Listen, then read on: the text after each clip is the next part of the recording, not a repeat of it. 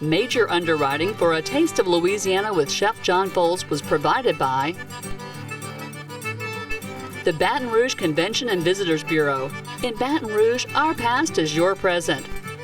Baton Rouge, authentic Louisiana at every turn. And People's Drug Stores, serving South Louisiana for generations. George and Shirley Picu are proud supporters of A Taste of Louisiana with Chef John Folse. And by the Foundation for Excellence in Louisiana Public Broadcasting. Our mission is to tell Louisiana's story to the world. And by the Louisiana Department of Culture, Recreation, and Tourism. Where you have this architecture, history, music. And the bittersweet cry of the blues. Especially the blues. There you go. How about a dozen? Red beans and rice. We rolling, y'all. We're a nation of immigrants, a country with roots in other soils. Nowhere is that more true than in the country of Louisiana. I'm Chef John Folse, inviting you to tune in to A Taste of Louisiana and a new series dedicated to our food heritage. Louisianians are descendants of 7 primary nations that have influenced every dish we cook today. Welcome to A Taste of Louisiana.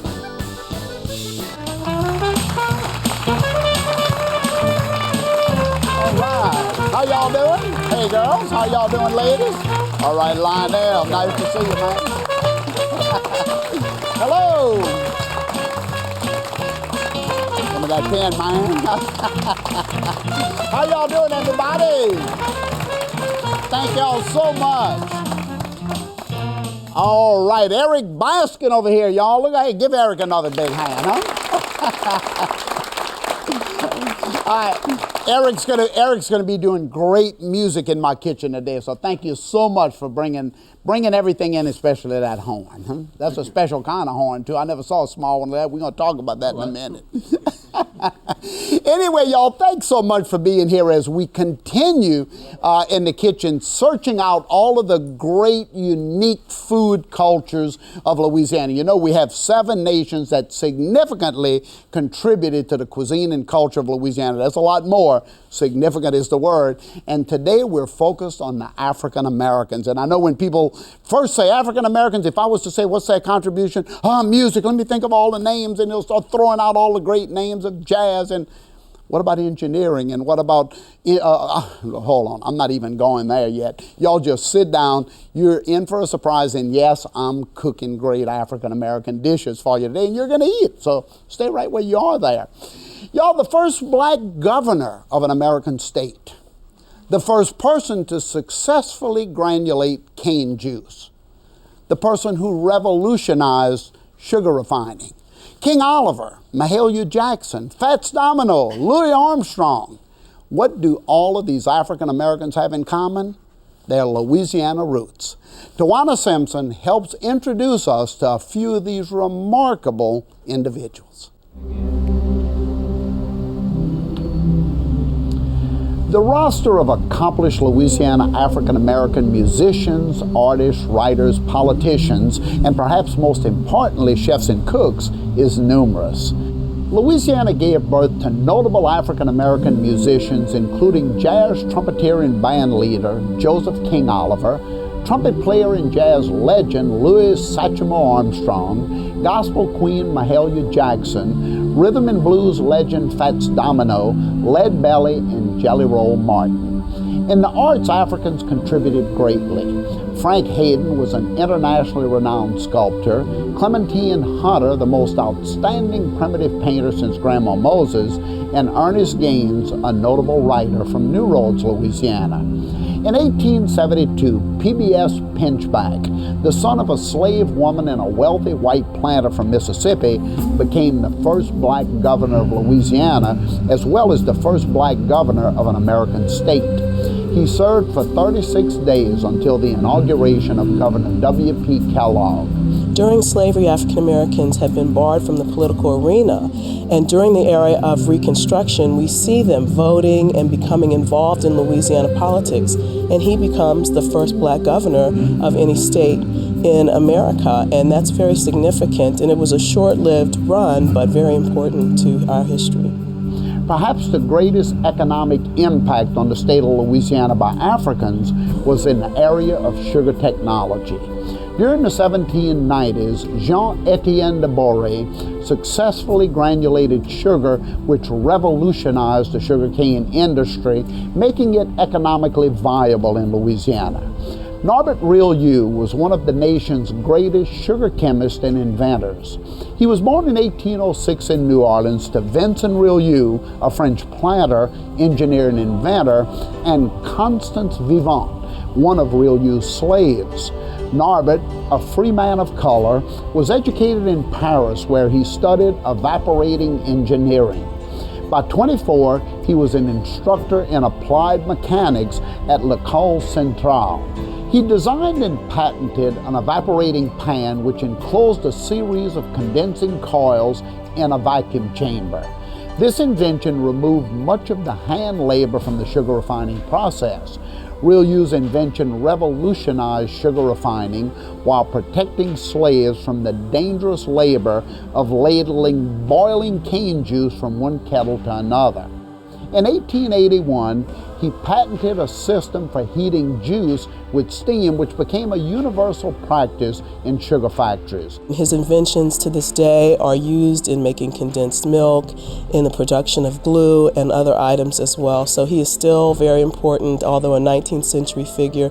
Here in the 21st century, his inventions from that early date are still very critical in manufacturing and agricultural production. Another noteworthy African American was Henriette DeLille. She was born in 1813 to a New Orleans aristocrat and a quadroon mistress.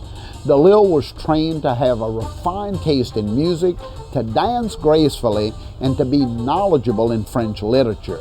And it was not uncommon in Creole society in New Orleans during that time for young women to be groomed to go to the quadroon balls and to take on, become a mistress to an elite member of white society. And DeLille was a person who really rejected this and became very interested in the gospel and met people who were very significant in changing her path. Instead of a man, she met a French nun, Sister Fontier. Henriette was impressed and at age 14 began teaching at the sister's school. She visited the sick and elderly while helping to feed the city's poor. Eventually, she founded a community of Negro nuns. In 1836, DeLille and 8 black women founded the Sisters of the Presentation, later changing their name to the Sisters of the Holy Family. Ironically, the location of those quadroon balls was purchased to become the mother house of the Sisters of the Holy Family. Y'all, what a great introduction into African American contributions, and it's hard to believe that this little stalk of green, the tip of sugar cane, was actually converted by Norman Rieu and Etienne de Boré in present-day Audubon Park into this, what we're calling today, white gold, the great sugar that made more millionaires on the river between New Orleans and Baton Rouge at that period in history than anywhere else in the world. White gold sugar, and today, of course, we're cooking with sugar. I thought I'd just bring you a little bit of sugar cane to look at here. Now, a couple of great friends in the kitchen with us. I mentioned a minute ago that we had some great people. Of course, Eric is going to provide the music for us. You just met Tiwanna Simpson, an LSU history professor who's with us today. Thank you so much for those great remarks. And I know you have more to share with me. Sure. Lionel Keyes right here is my filet man, sassafras, and I'm going to talk about sassafras. Thank you for bringing me to sassafras root today. You're more than welcome. And then Ann Green cooked a great Guinea Gumbo with me. We're gonna see how good we did in just a minute, okay? Yes, okay. And y'all, right in the front row, my good buddy who's doing a little sketch of me right there, Eddie Marmon, a great artist. I mentioned earlier that Eddie, I was gonna tell you a little secret about it. If you look at Eddie's paintings, I have a rooster right here next to my oven on the wall, just this very vivid color. Oh, look at the color right there, just absolutely fabulous. And if you look at that color, it would be hard to believe that Eddie is actually colorblind. So what am I cooking today, y'all? Well, first of all, I have to cook with sugar. And I'm going to begin with a dish that was given to me by an African American. It's one of my favorite dishes. It's the root beer glazed ham, or the root beer boiled ham. Anybody boils ham and root beer? Today is a new day for you. Oh yeah, you're going to do it from now on and tell people where you got it from, okay? So here we are right here. I'm using, this ham has already been boiled, and look what I can boil it in. Root beer extract, you can mix it with water if you wish. You can go to the store and buy root beer, or of course you can call your friend Lionel Keyes, and he'll bring you a sassafras root. And if you boil this in water, you get root beer. So let me tell you exactly, once this ham boils, this ham is boiled for about an hour. Let me show you how I did it. If you don't, like I said, 6 bottles of root beer is about what you need in the pot. And you can use just any of your favorite root beer. In Louisiana, we have a couple of really great root beer companies. So we can boil it in that, and I'll turn this fire on and get it going. Now, what do I put in it? Of course, apples. Any of your favorite fruit. I say apples, but any of your favorite fruit. In fact, today, because we're in fig season, I'm going to grab a couple of these. And in fact, Keith, take a look at those figs right there. Can you see? Look at these beautiful black figs. And these figs are just got, look at the size of them. You see that? Keith, just stay in your seats, okay? Stay in your seats over there. Don't be touching my figs. So anyway, and then, of course, Lionel, sassafras. I'm going to now, what else do you use sassafras for? I know we use it for gumbo, but what else do you know of? It was used for cardinal medicines and paste. Medicines, huh? Yes. And boiling ham. Boiling ham. Actually the Native Americans, the Choctaws, use sassafras, ground leaves to mix with water and then put on burns or cuts. Right. So thanks for bringing that to me. Okay, y'all, so this is going to boil. It's going to boil for about an hour on one side. Then I'm going to turn it. And as it boils, the syrup and the fruit will reduce here. It's going to be fantastic. And look what I have in this bowl. This is the reduced syrup, and look how thick it is. That's the reduced root beer. So now I'm going to come into here with Creole mustard. I'm making a glaze for this ham because once it boils, then I have to go into the oven to bake it. So this one's boiled already for an hour on each side. I'm going to put a little pineapple juice in. Of course, you can use orange juice. You know what I mean. A little bit cinnamon and nutmeg right here. And again, all of your spice. If you want to use a pumpkin pie spice or any of that, I'm going to swirl this around quickly. And Tiwanna, I wanted to ask a question here. The industry, the sugarcane industry, was basically built, most people say, on the backs of the African-American slave, but also many of its greatest contributions also, right? Right, that's right. It's very easy for us to just think of slaves as being tools of unskilled labor, but they're bringing technology to the United States, to Louisiana, skills, creating new things, very innovative in the industry. Right, so yeah, well, just like we were talking about Real U with the clarification system, I mean, without that, we'd still be trying to boil sugar juice in a kettle as we did in the 1700s. So y'all, right here, I've made my glaze. Now, if you could just smell this. The root beer has reduced all the way down to the bottom of the pot, and it's made a thick syrup. Now, of course, I could put a little cane syrup in here if I wanted to. I'm going to put you want a little hot sauce in here? Yeah, I know you do. How much do you want? That's the question. How much do you want? That's the question. Hey, sweet and pepper, you know, sweet and spicy.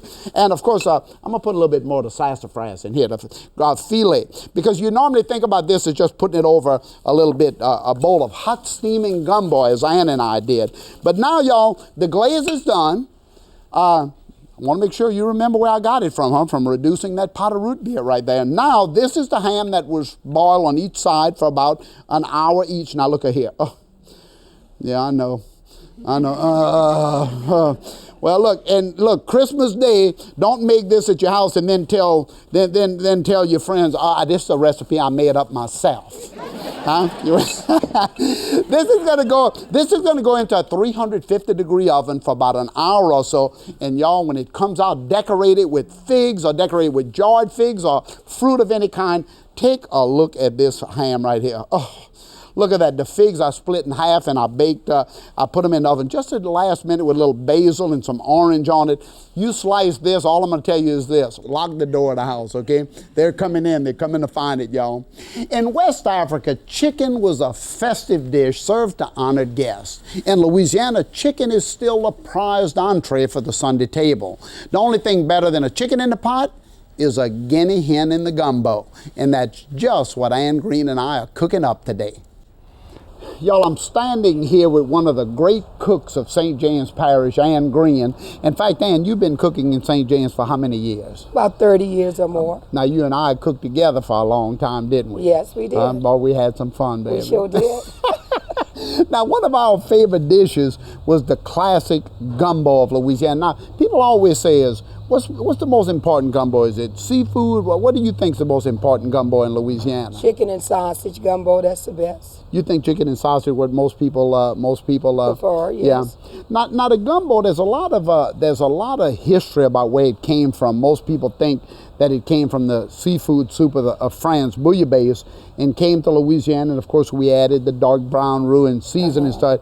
But I tell you, everybody make a different gumbo with different flavors and different things from New Orleans to Baton Rouge. Huh? Yes. Every house you walk into, right? Yes. Now look, what we're going to make here today is a Guinea gumbo. I'm not sure. Have you ever made a Guinea gumbo? No, I haven't. But you know what the Guineas are. Yes, I do know what a Guinea is. You know, in the plantation days, the Guinea fowl, which came from Africa, they call it the red African fowl, was brought to the plantations not only for good meat and good stews and soups, but also because they were like watchdogs. They'd fly into the trees at night, and boy, they made a gumbo or a stew. Now, a lot of people also say that what's the difference between a stew and a gumbo? It's pretty simple, huh?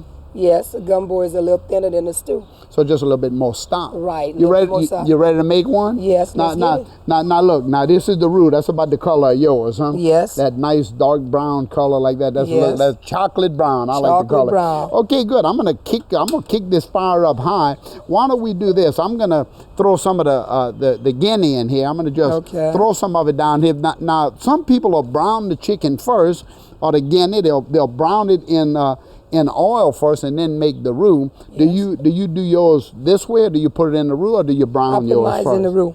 So you just like this. Just like Why don't you doing. give me a little salt and pepper and throw right on top of that chicken? Just dust a little bit of it in there. Girl, you like that good heat. I can see that. Yes. I like give it a little kick. Oh yeah, a little bit of salt, that's good. Now all we want to do is just kind of smother this a little while. Of course, we would cook this for about 20 minutes in the roux, but to give everybody a good example of what the Guinea gumbo look like, that's how we would start it. We'd let the chicken cook. Now why don't you give me about half of those onions? That roux smell good, huh? Oh yes, it always have a good smell. Okay, a little bit. Onions right here. There you go. A little celery, beautiful, right there, about half. Now you put all the same seasonings: onion, celery, bell pepper. Yes. Yeah. Any green onions? Any secrets? Any secrets? No, not really. You know, little garlic. Yeah, you ain't sharing. You see, little garlic. I'm not sharing the secret. Look, baby, I cook with you long enough. I know your secrets. No.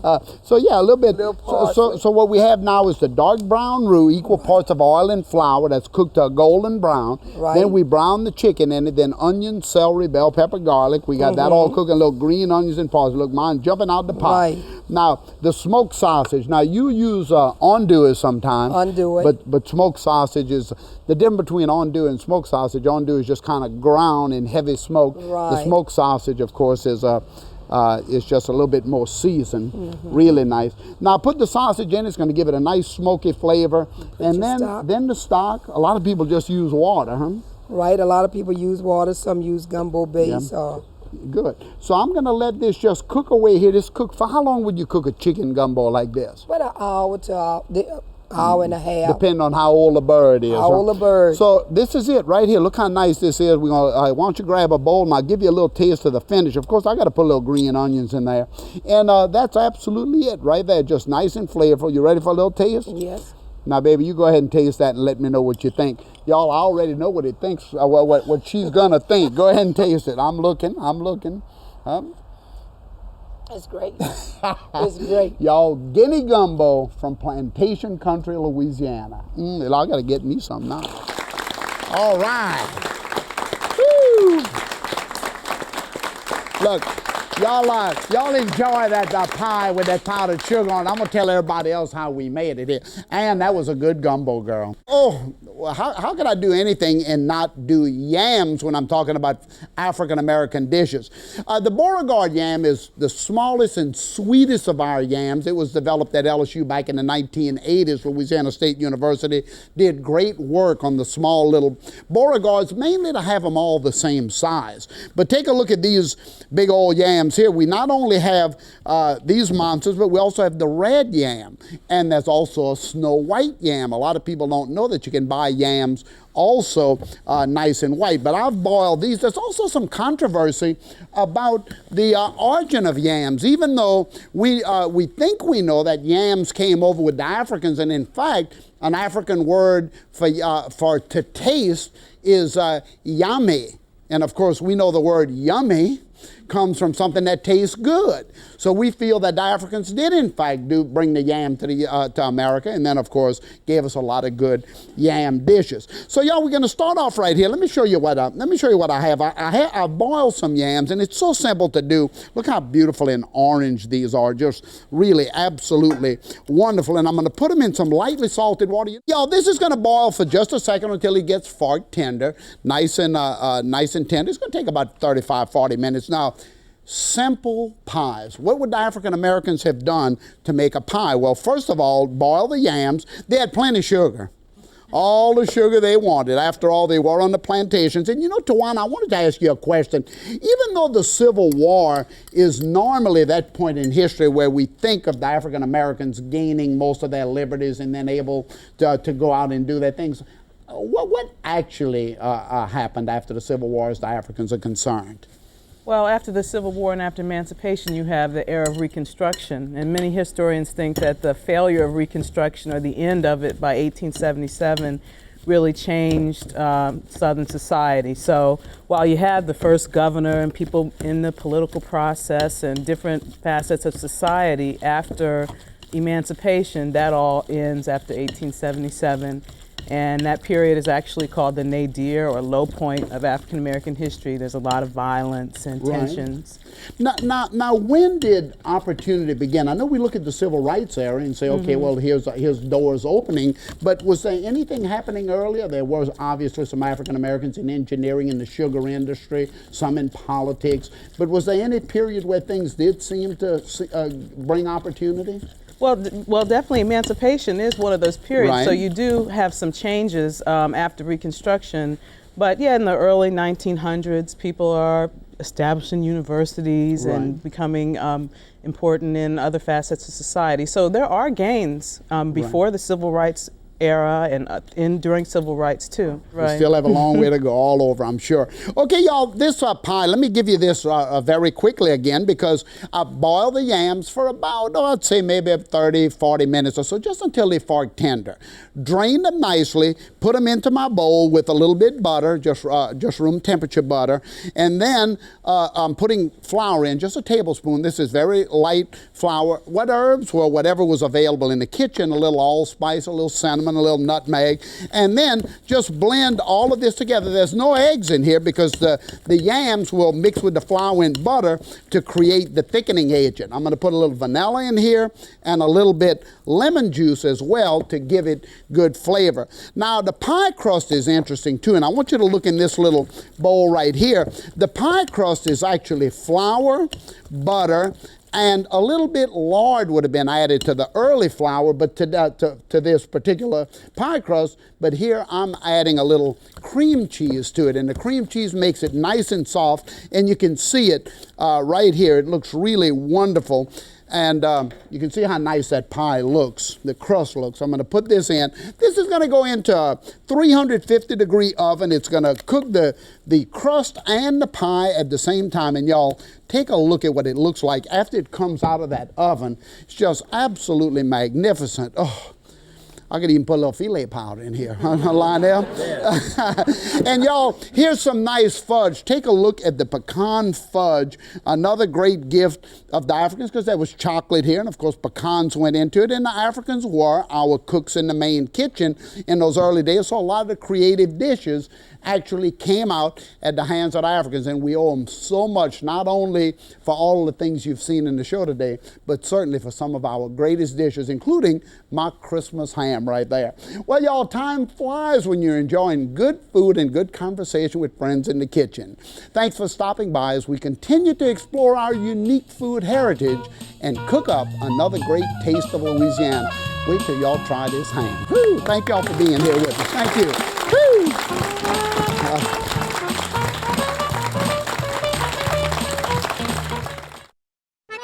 To purchase the Encyclopedia of Cajun and Creole Cuisine by Chef John Folse, featuring more than 750 traditional recipes, a CD-ROM of the book, or a copy of the program featuring all 3 episodes of Today's Culture, call the number on your screen.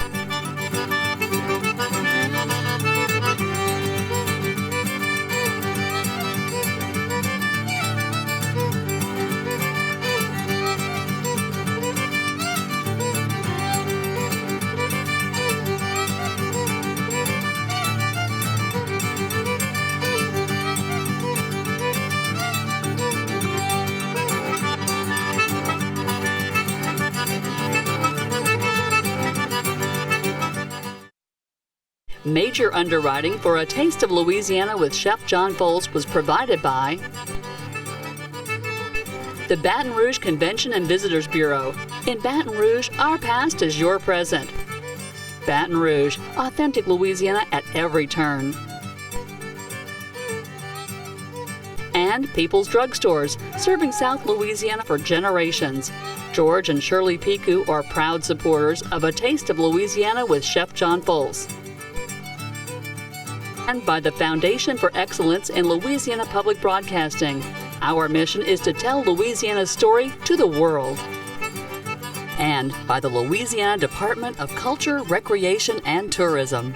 Where you have this architecture, history, music, And the bittersweet cry of the blues. especially the blues. There you go. How about a dozen? Red beans and rice. We rolling, y'all.